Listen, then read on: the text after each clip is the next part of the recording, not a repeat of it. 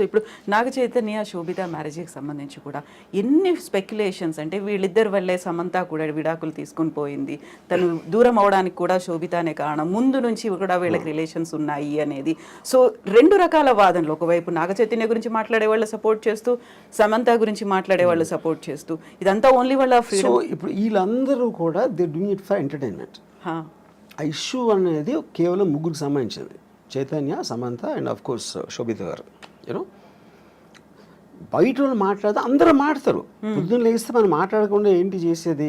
కొంతమంది ఇండివిజువల్గా మాట్లాడచ్చు, కొంతమంది మీడియాలో మాట్లాడచ్చు, కొంతమంది ఇందాక చెప్పారు కదా ఆవిడ స్వామి, వాడేదో ఒక ప్రిడిక్షన్ ఇవ్వచ్చు, ఇలా రకరకాలు ఉండరు. అదంతా కూడా సోషల్ ఎంటర్టైన్మెంట్.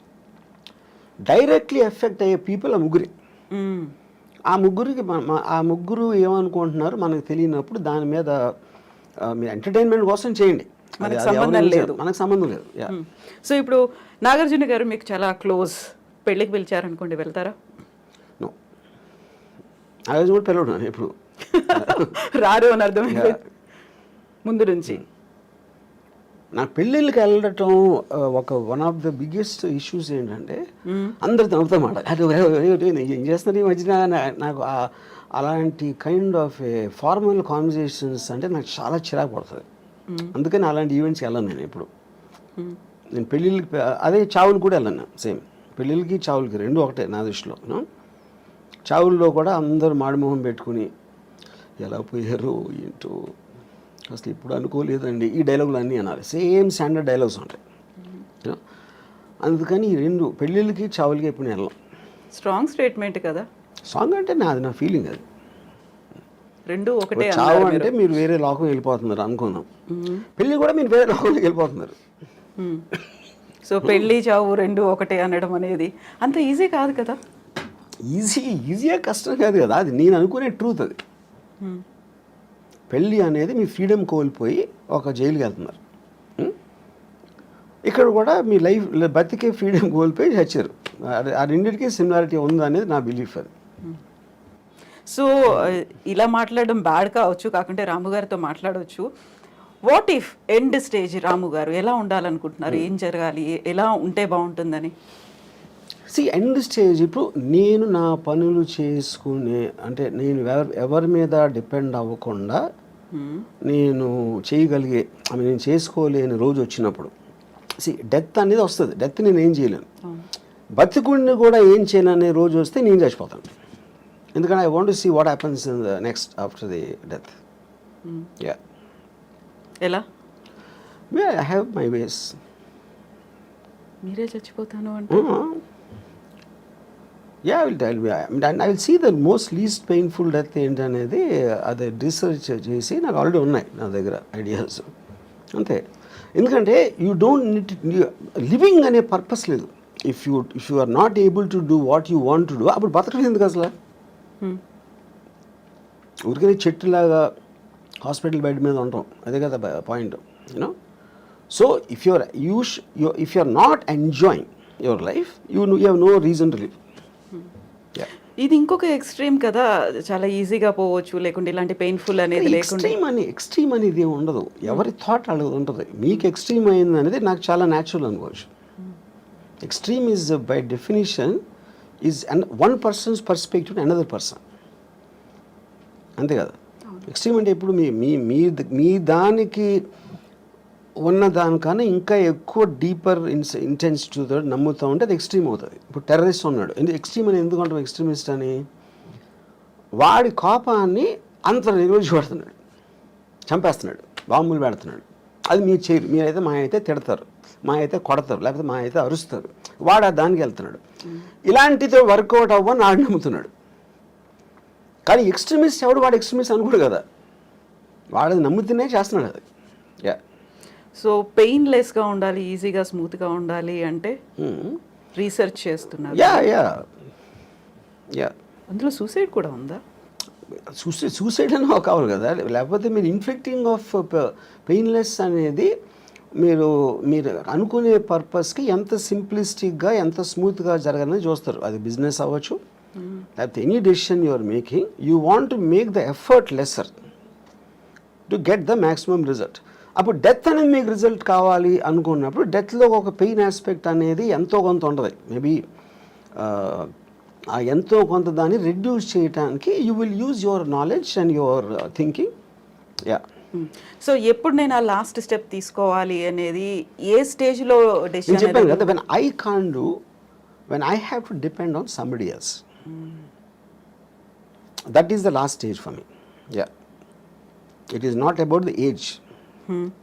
ఇప్పుడు సపోజ్ నాకు ఇప్పుడు మీ స్టూడియోకి ఇంటర్వ్యూకి వచ్చాను, ఇప్పుడు వెళ్తా ఒక యాక్సిడెంట్ అయిపోయి నా కాళ్ళు పోయినాయి అనుకోండి for example. So I might do it now only.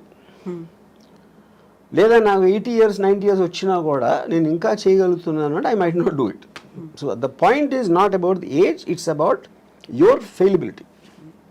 So మనం డొనేషన్స్ వీటన్నిటి గురించి మాట్లాడుకున్నాం. ఇలాంటి సడన్ డెత్ ఏదైనా వచ్చింది అనుకున్నప్పుడు నా హార్ట్ డొనేట్ చేయండి, లేకపోతే నా ఐస్ డొనేట్ చేయండి, నా కిడ్నీస్ డొనేట్ చేయండి, ఇలాంటి జీవన్ దాన్ అనే కాన్సెప్ట్ వచ్చింది కదా. చనిపోయిన తర్వాత కూడా నలుగురిలో బతికుండొచ్చు, ఈ లోకాన్ని చూడొచ్చు అనే కాన్సెప్ట్ రాము గారికి అనిపించింది. నేను ఎందుకు చేయనంటే ఇప్పుడు see there is nothing in life which is uncertain, which is certain. మనది అయిపోయింది కదా, మన బాడీయే కదా. ఇప్పుడు సపోజ్ నెక్స్ట్ బర్త్ ఉందనుకోండి, నెక్స్ట్ బర్త్లో ఇప్పుడు పుట్టుగుడ్డోళ్ళందరూ ఎవరైతే గుడ్డిగా పుడతారో వాళ్ళందరూ లాస్ట్ బర్త్లో డొనేషన్ ఇచ్చారేమో నాకు ఒక అనుమానం. అప్పుడు దేవుడి దగ్గరికి వెళ్ళి ఇచ్చావు కదా, ఇప్పుడైతే నెక్స్ట్ బర్త్ నువ్వు నీ కళ్ళు కూడా పడతావు అని చెప్పారు అనుకోండి, అరే అమ్మా అని నేను డిసప్పాయింట్ అవుతాను కదా. అందుకని అలాంటి ఛాన్స్. ఇంకోటి ఏంటి, I'm not an అల్ట్రూయిస్ట్, I don't live for others. నేను నా కోసమే బతుకుతా, అన్నీ నేనే తీసుకెళ్ళిపోతాను. కాకుంటే ఇప్పుడు కళ్ళని దానం చేయమన్నప్పుడు వచ్చినటువంటి ఒక యాడ్ అనేది ఉంది, నెక్స్ట్ జన్మలో మీ కళ్ళతో ఈ ప్రపంచాన్ని చూడొచ్చు, ఈ అందమైన ప్రపంచాన్ని చూడొచ్చు అనేది. కళ్ళు అనేది it's a device. The only thing which perceives everything is the brain. బ్రెయిన్లో కూడా ఉన్న కాంప్లెక్స్ బ్రెయిన్ మ్యాటర్ కాదు కదా. దేర్ ఇస్ బ్రెయిన్ అనేది యాక్చువల్లీ ఒక ఎగ్జాక్ట్లీ మీ కళ్ళు రిజిస్టర్ చేస్తున్నాయి, దాన్ని బ్రెయిన్ పర్సీవ్ చేస్తుంది. Every kind of a sense you have, whether it is your hearing or whether it's your touch or your vision, all of them are functions of the brain, of the mind, which is a thought. And thought doesn't have form. So a thought అనేది మనకి ఇప్పటివరకు తెలియదు అదేంటో అసలు exactly why does a bunch of thoughts and feelings should have a human body అనేది నా one of the biggest questions నాకు. So అప్పుడు అది దానికి లేనప్పుడు మనకు అంత అన్సర్ట్ అయినప్పుడు ఉన్నవన్నీ ఎందుకో మంచిదని తీసుకెళ్ళిపోవడం బెటర్ నాతోనే. అందుకని నేను డొనేట్ చేయను.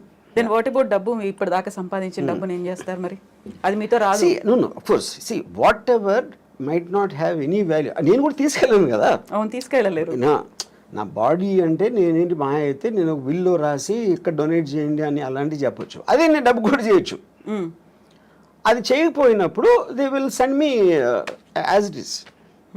బట్ మనీ అండ్ దిస్ మీరు మీరు చెప్పకపోయినా సరే it will rightfully go to whatever the legal aspect of the hereditary laws ఏదైతే ఉన్నాయో దానికి వెళ్తుంది. So I'm not in control of that. నేను బతికున్నప్పుడే ముందే నేను అనుకుంటే ఇస్తాను, అది ఎలాగే ఇస్తారు కదా, చాలామంది చేస్తారు. వాళ్ళు దానాలు ఇవ్వచ్చు, ఎవరికో రాసేయచ్చు, ఏదో చేస్తారు. Anyway that happens. Yeah. So ఇప్పటిదాకా మీరు ఏ దానము చేయలేదు, చెయ్యరు కూడా అస్సలు? బ్లడ్ డొనేషన్ దగ్గర నుంచి నెవర్. నా ఇష్టం వచ్చిన వాళ్ళకి నేను ఐ గివ్ మనీ. జనరల్ పీపుల్కి నేను they have to have some connection to me. Yeah. If they are in need మిమ్మల్ని అడిగారు అంటే, if they are in need మిమ్మల్ని అడిగారు ఆ టైం అంటే నాకు వాళ్ళ మీద ఫీలింగ్ బట్టి. యా. అడిగారు కాబట్టి ఇవ్వడం అనేది ఉండదు. అంటే ఇప్పుడు సపోజ్ ఒక అంటే ఇప్పుడు డొనేషన్ ఎప్పుడు మీరు ఒక వికలాంగులు లేకపోతే పేదలు లేకపోతే మన ఏమంటారు దాన్ని ఎయిడ్స్ అంటే ఎయిడ్స్ వచ్చినప్పుడు చెప్తున్నాను. అంటే I'm just what ever comes to my memory. అలాంటి ఆస్పెక్ట్స్లో ఎందుకంటే ఒక జాయిలు ఉండాలి, ఒక ప్రజలకు సేవ చేసే. ఇప్పుడు నేను సేవ చేసేది కేవలం అందమైన అమ్మాయిలకి. ఇప్పుడు నేను ఒక పర్టికులర్ టైంలో నేను ఒక అమ్మాయి నేను మాట్లాడుతూ ఉంటే అమ్మాయి ఢిల్లీ నుంచి వచ్చింది. తను ఆప్ పార్టీ మన కేజ్రీవాల్ అరెస్ట్ గురించి మాట్లాడతాను. నేను వేసుకున్న డ్రెస్సు చాలా అందంగా ఉన్నావు. నేను అది అనుభవిస్తున్న టైంలో నువ్వు కేజ్రీవాల్ అరెస్ట్ గురించి మాట్లాడతావు. అలా కేజ్రీవాల్కి నాకు సంబంధమే లేదు. అప్పుడు ఆ టాపిక్ మూలాన నేను ఆనందించే ఆస్వాదన తగ్గిపోతుంది, అది డిస్టర్బ్ చేస్తుంది. అప్పుడు నీకన్నా కేజ్రీవాల్ నాకు ఎందుకు ఇష్టం అవ్వాలి, నువ్వెందుకు అనుకుంటున్నావు నాకు చెప్పాను. ఇప్పుడు ఇక్కడ పాయింట్ ఏంటి, she is concern about Kejriwal. Kejriwal లేకపోతే ఢిల్లీ పబ్లిక్ ఏమవుతారు, బీజేపీ వాళ్ళు ఏదో మోసం చేస్తున్నారు, బీజేపీ వాళ్ళు కొట్టబానుతున్నారు, ఇది అది అని చెప్తే నాకు బీజేపీ సంబంధం లేదు, కేజ్రీవాల్ లేదు, ఢిల్లీ ప్రజలు కూడా లేదు, కానీ నువ్వంటే ఉంది. అప్పుడు ఎవరి మీద నాకు ఇష్టం, మీకు వికలాంగ ఇష్టం అన్నప్పుడు నాకు అందరినీ నమ్మ ఇష్టం. I'm just trying to give an example. So అప్పుడు నేను ఒక అమ్మాయి అందాన్ని కెమెరాలో బంధించడానికి నేను లక్షలు ఖర్చు పెడతాను. అదే లక్షలు వాళ్ళకి ఇవ్వచ్చు కదా, స్కూల్ కట్టేసేది కదా అంటే నేను చేయను. ఎందుకంటే I'm getting happiness out of that. నా కోసం ఖర్చు పెట్టుకున్నాను, అమ్మాయి కోసం కాదు. ఎవరి మూలానైతే నాకు హ్యాపీనెస్, నాకు అనేది అండర్లైన్ పాయింట్ అక్కడ. యా, అప్పుడు పవర్ఫుల్ మెన్, బ్యూటిఫుల్ విమెన్, ఇలాంటి కొన్ని కేటగిరీస్ ఉంటాయి నాకు, వాటి మీద ఖర్చు పెడతాను. యా, ఆ అమ్మాయి reaction ఏంటప్పుడు? Now she started laughing. Okay. ఎందుకు laughing? Because why is Kejriwal Delhi people and they are better than your beautiful body అని అడిగా. అది నాకు చెప్పాను. నేను చెప్తున్నాను క్లియర్గా, నాకు నువ్వే ఇష్టం, వాళ్ళు కాదని. నీ బాడీ కన్నా వాళ్ళు ఎందుకు నాకు ఇష్టం ఉండాలి అని నువ్వు చెప్పాను. Maybe in the way I talked and all that she suddenly started laughing. ఎందుకంటే ఆన్సర్ చెప్పలేక. సో కేజ్రీవాల్ గురించి వాటి గురించి అసలు మిమ్మల్ని అడగొద్దు, పాలిటిక్స్ గురించి, దేని గురించి, unless I'm interested. I might have been interested in suppose మన వైసీపీ దాంతో మన once the election is, I'm film maker. ఆ ఫిల్మ్ మేకర్ నేను అనుకున్న తీసాను, అయిపోయింది, ఎలక్షన్ అయిపోయింది, రిజల్ట్ వచ్చింది. So I'm off that. అంటే ఒక పర్టికులర్ సినిమా తీస్తున్నప్పుడు ఆ సినిమాకి సంబంధించిన టాపిక్లో కాన్సన్ట్రేట్ చేస్తాను. సత్య తీసినప్పుడు I was very much in to the underworld, for example. 26/11 తీసినప్పుడు టెర్రరిజం, ఇంకోటి ఏదో తీసినప్పుడు ఆ పర్టికులర్ సినిమా ఉన్న మూడ్లో నా కాన్సన్ట్రేషన్ అనేది డైవర్ట్ అవుతూ ఉంటుంది ఆ మ్యాటర్ బట్టి. యా, సో ఇప్పుడంతా శారీ మీదే ఉందా? బికాజ్ కరెంట్ ప్రొడక్షన్ కనుక. యా, ఆ తర్వాత మళ్ళీ ఆ మూడ్ మారచ్చు. సో రంగీళా తీసినప్పుడు అదొక రకమైన మూడ్లో ఉన్నారు.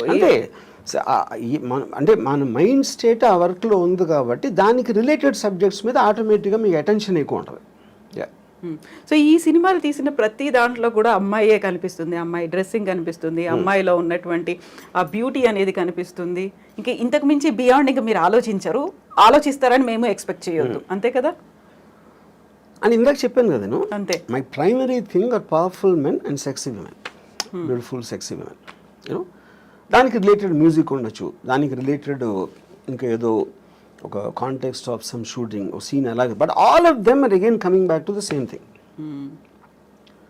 నేను సినిమాలోకి వచ్చింది శ్రీదేవి గారిని డైరెక్ట్గా చూడటానికి వచ్చాను, అంతేగాని మంచి సినిమా తీద్దాం, మంచి ఎంటర్టైన్మెంట్ తీద్దాం, ఫ్యామిలీ అందరూ చూడదగ్గ సినిమా అని నేను ఎప్పుడు రాలేదు.